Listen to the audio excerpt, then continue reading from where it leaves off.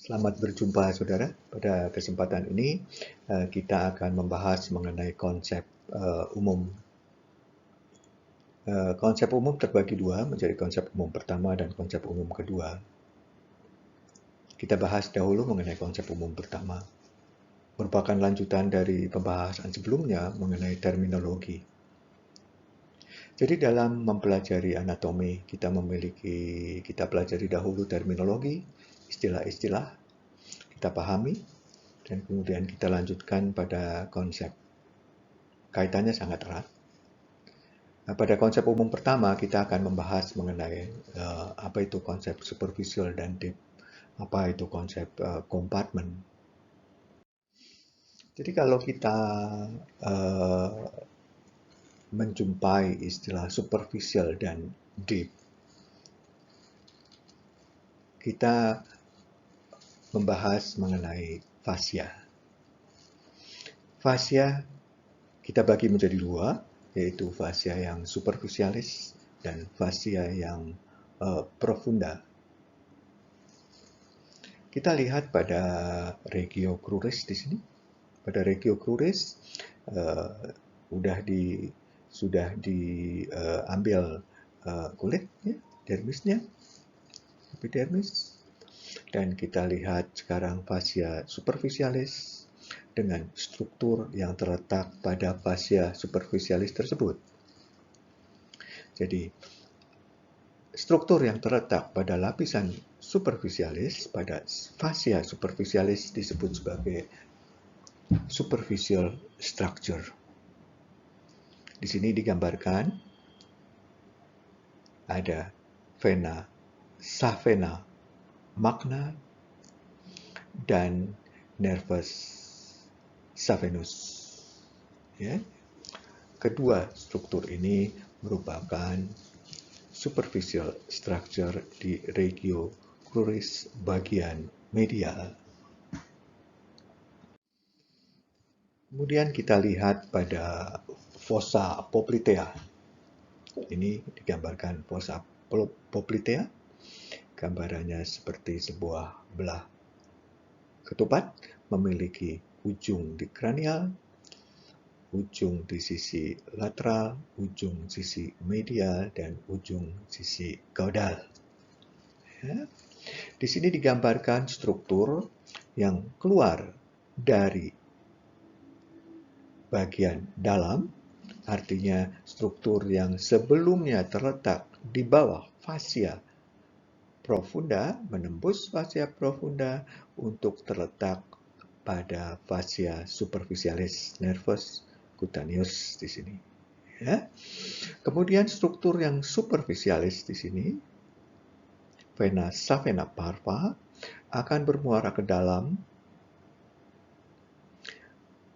vena yang terletak di bawah fascia profunda, maka struktur ini harus menembus fascia profunda. Ya.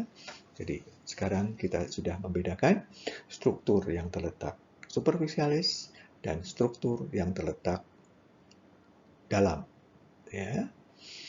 Sebagai batasnya adalah fascia profunda. Gambarkan di sini pada regio cruris. Model dibuat atau diseksi secara bertingkat agar memberi gambaran 3 dimensi. Ya. Di sini tujuannya akan membedakan struktur yang superficialis dan struktur yang dalam. Ya, struktur superficial dan struktur yang dalam. Struktur superficial di sini terletak pada fascia superficialis yang terdiri dari jaringan adipos, dan struktur yang dalam di sini terletak di bawah fascia profunda yang dibentuk dari jaringan fibros. Ya. Jadi fascia superficialis, fascia profunda, superficial structure, dan deep structure. Oke. Nah, di sini digambarkan secara skematis fascia di daerah tungkai, fascia lata, dan ini adalah vena yang dalam, dan di sini adalah vena yang superficialis. Terdapat vena yang menembus fascia profunda untuk mengalirkan darah dari bagian yang superficial menuju ke bagian yang lebih dalam, ke vena yang dalam. Struktur lain yaitu di sini digambarkan di daerah inguinal, di masih dipertahankan fascia lata, fascia profunda. Jadi digambarkan nodus lymphaticus inguinalis. Karena letaknya superficial terhadap fascia lata, maka disebut sebagai nodus lymphaticus inguinalis superficialis. Ya. Dan kita sudah mengenal istilah struktur yang berjalan sesuai dengan sumbu panjang, maka struktur ini berjalan longitudinal. Yang tegak lurus terhadap sumbu longitudinal, dia disebut sebagai struktur yang berjalan transversal. Ya. Oke. Nah, noduli lymphaticus inguinalis yang superficialis akan bermuara, akan mengalirkan cairan limfatiknya ke dalam nodus lymphaticus inguinalis yang profunda. Ya. Jadi akan menembus fascia lata untuk mengalirkan cairan limfnya ke dalam nodus lymphaticus inguinalis yang profunda. Kemudian konsep kedua adalah istilah kompartemen di sini. Kalau kita lihat dan kita buat satu penampang transversal artinya suatu penampang yang tegak lurus terhadap sumbu longitudinal, sumbu memanjang. Di sini kita kenal adanya fascia profunda. Ada bagian fascia profunda yang menuju ke bagian tengah, menuju ke skeleton di tengahnya. Di sini adalah femur, os femur. Maka jaringan itu kita sebut sebagai septum. Jadi bagian fascia profunda tersebut kita sebut sebagai septum. Karena letaknya di antara otot, maka disebut sebagai septum intermusculare. Ya. Jadi kita mendapatkan suatu kompartemen yang merupakan fascial kompartemen karena dibatasi oleh fascia profunda. Ya. Fascia kompartemen. Septum intermusculare. Ya. Jadi kita mendapatkan suatu kompartemen yang di anterior, kompartemen yang di medial, dan kompartemen yang di posterior.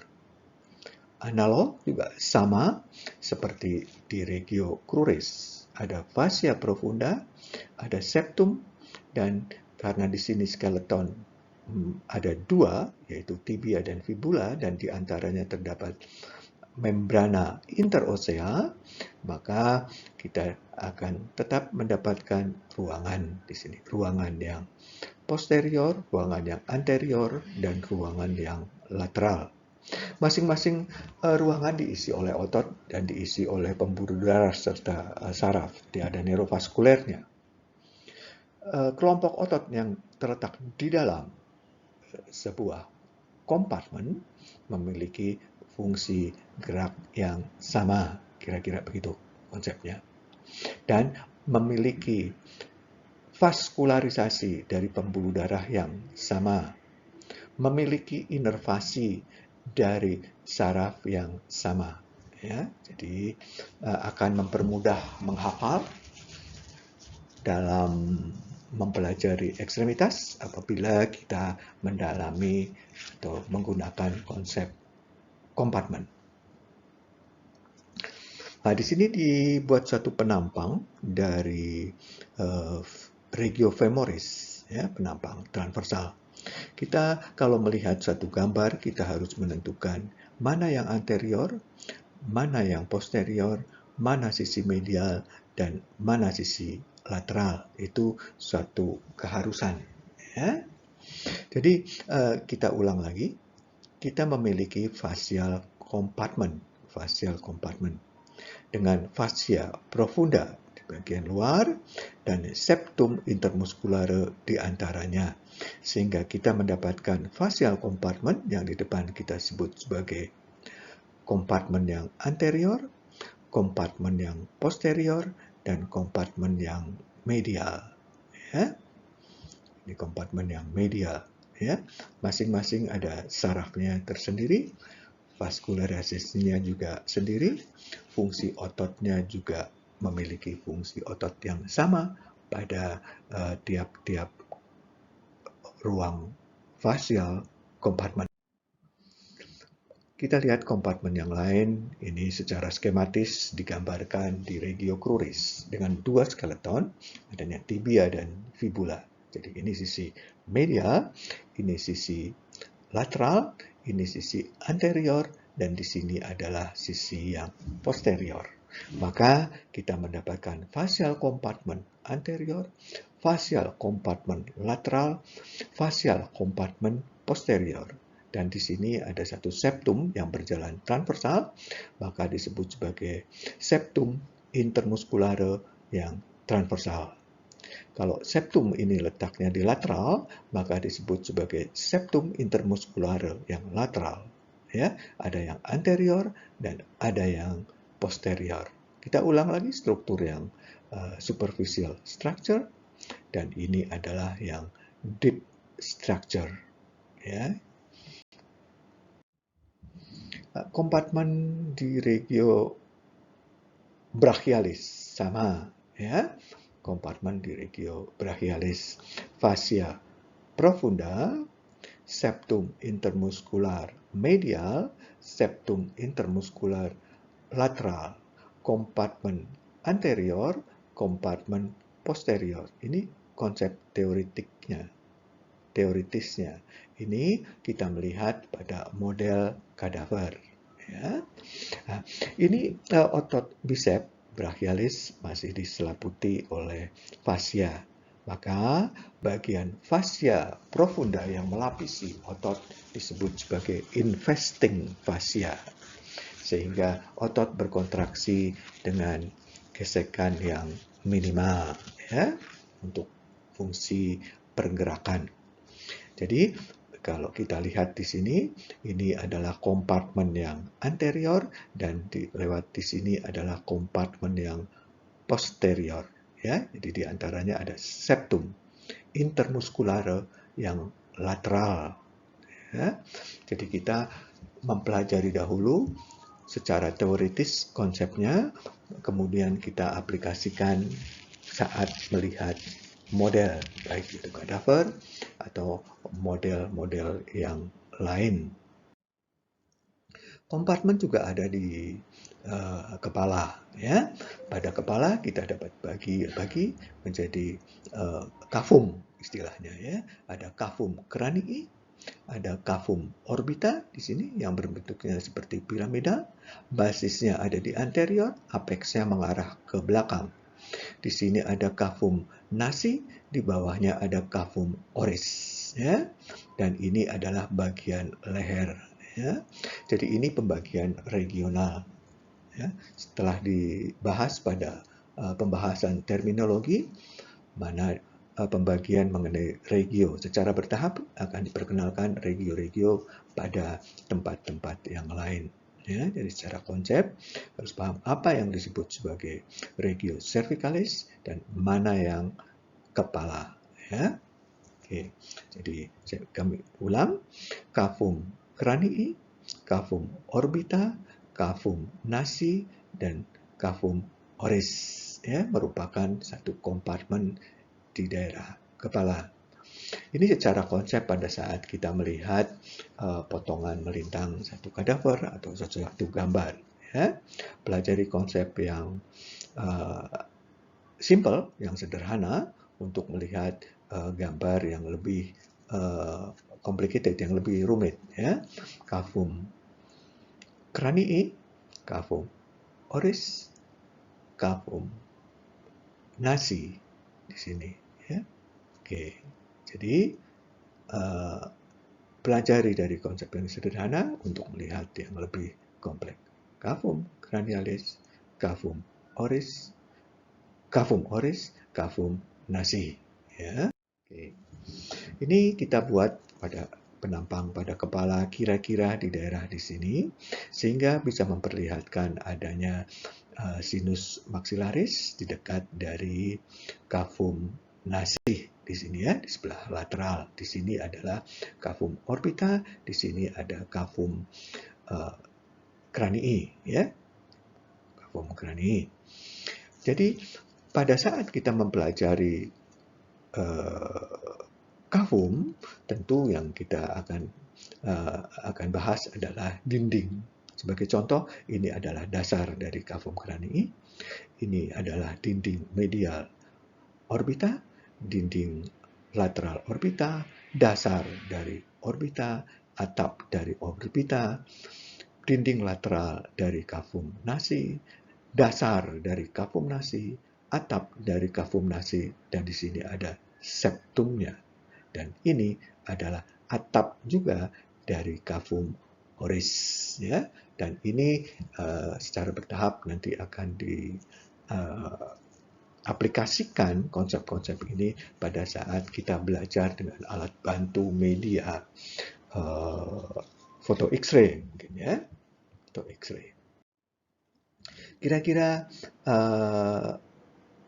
pembahasan dua konsep ini yang kita bahas pada video kali ini, dan pada konsep kedua kita akan bahas dua konsep lagi. Semoga pembahasan ini bermanfaat bagi saudara untuk mempelajari anatomi dengan cepat dan mampu meretensi pengetahuan dengan lebih lama, ya. Apabila saudara ada pertanyaan, silakan kirim pada alamat email kami. Dan terima kasih atas perhatian saudara. Sampai jumpa pada pembahasan video yang berikutnya, konsep dasar yang kedua. Terima kasih perhatian saudara.